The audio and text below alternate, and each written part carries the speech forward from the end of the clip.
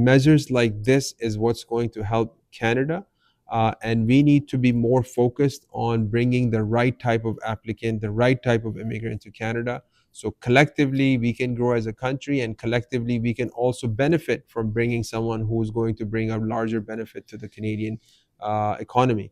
So I look forward to making measures. Hi, everyone. Thank you for tuning in. So, as most of us know, Bill C-12 has finally passed, and this is a very important bill because it tells us the direction IRCC is heading towards. And also, it allows in detail the government to tighten the asylum process, the refugee process, the IRB hearing process, as well as look at existing work permit, study permit, and other economic stream applications to see who has come here under fraudulent documentation. And it allows them to take measurable steps to either close those programs or refuse those applications or revoke those statuses. And also, it should help with the backlog that the IRCC currently finds itself in. Now, personally, I've been working in immigration for the last 8 years. However, prior to that, I was a banker in Canada for the last 10 years. I did work internationally briefly, but primarily I worked for Canadian banks. And one thing that I was quite surprised when I got into the immigration sector was how unregulated it was, how there were so many loopholes in immigration applications that people were exploiting all around me. And it was something that always bothered me. And you can see, looking back 8 years, I always try to give ethical, honest advice to our applicants so that they don't fall into a future government measure that is going to result in having their applications canceled.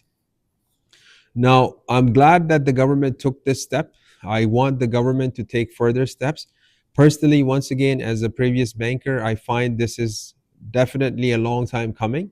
And I feel that this is something that could have been brought into place a long time ago. And to me, it's a very common sense actually approach. But common sense sometimes is not common, so that's fine. But now that we are in a place where we are rebuilding the immigration system, we need to close down other loopholes as well. And at the same time, the gatekeepers of this immigration system, whether it's the IRCC, whether it's RCICs, immigration consultants, or immigration practitioners such as lawyers, we need to make sure not only do we keep our clients' interest at first, which is something we definitely try to do at Nobility Canada Immigration Services. And once again, as a previous banker, that is a fiduciary duty that I feel I have to my client. But also, we have a duty to this beautiful country of Canada.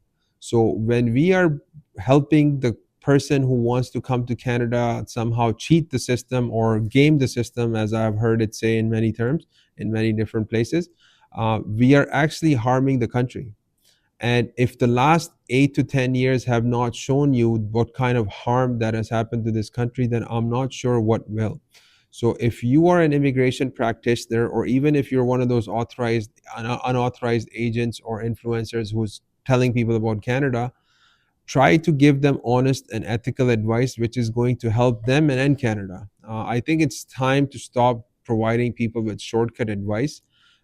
If this bill does not serve as some type of warning, then I'm not sure what will. But I would definitely suggest to people who practice or are around immigration to take this seriously and to change their practice if they were doing unethical things before.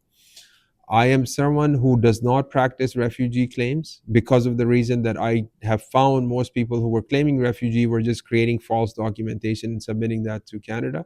And I don't see how that can be a benefit to this government and to our country. I also do not sell jobs and work permits and LMIs and stuff like that. So I'm once again very happy that this bill passed, because all of the people who bought LMIs and did all types of fraudulent stuff, I hope there will be taken action, especially against the ones who sold them. Thirdly, I don't take commission from colleges or DLIs to bring a large chunk of students who are going to be inapt or underskilled for what's needed in the Canadian economy. So once again, I am very happy this bill passed, but once again, I feel like it's 10, 15 years late. The Canadian government needs to step up its awareness and needs to understand how they leave loopholes. The provincial nomination programs need to understand how they leave loopholes in the immigration program. IRB finally is waking up, which is great. And at the same time, we need to understand that it's the economy that drives the engine of our country. And we need to have an economic based immigration program which is accountable, which has measures that are taken into place where we are directing the immigrants to places and businesses where they are most needed, rather than directing them to places where there's already a large population and the systems such as education and healthcare are underburdened. That is something definitely that I am and my network is advocating for, and we are glad that there are voices on the table that are willing to listen to us. However, implementation is taking a long time. But at the same time, measures like this is what's going to help Canada. And we need to be more focused on bringing the right type of applicant, the right type of immigrant to Canada. So collectively, we can grow as a country, and collectively, we can also benefit from bringing someone who's going to bring a larger benefit to the Canadian economy. So I look forward to making more videos like this. I welcome everyone to check the last 8 years of my applications. Even IRCC can look into all of them and see what I have been doing. And I'm sure they will find that there are a few practitioners such as myself who do try to gatekeep, who do try to bring the best crowd. But you need to, as the government, help us bringing in the right crowd as well by closing all these loopholes and making sure you don't open any other new loophole after this. So thank you for tuning in and watching, everybody. I look forward to making more videos and taking more initiatives to help the community and the immigration industry as a whole. And I look forward to a prosperous Canada. Thank you very much. Take care. Bye for now.